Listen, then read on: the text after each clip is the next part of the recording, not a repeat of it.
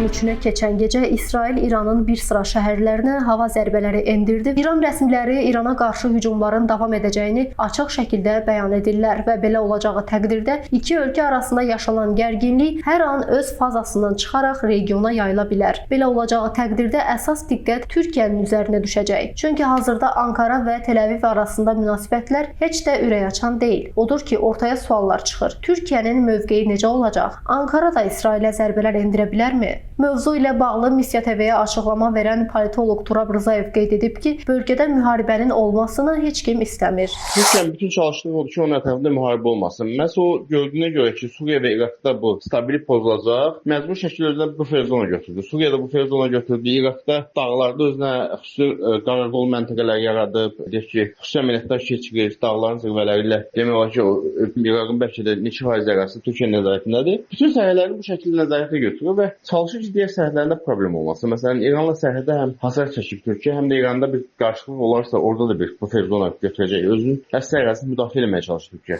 Turab Rzayevin fikrincə Ankara İsrailin güclənməsini və cəzasız qalmasını qəbul edə bilmir. Bundan əvvəl dəfələrlə Türkiyə İranı beynəlxalq həzirlərdən xilas edib.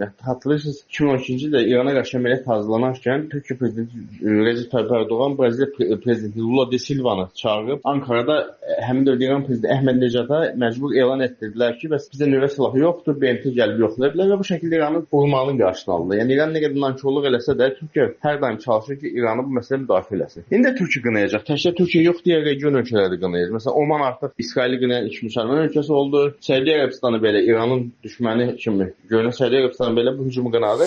Politoloq hesab edir ki, İran ərazisinə zərbələrə cavab olaraq yaxın şərqdəki ABŞ hərbi bazalarına hücumlar həyata keçirə bilər. Görünən odur ki, yaranmış vəziyyətdən heç kəs məmnun deyil, o cümlədən Türkiyədə.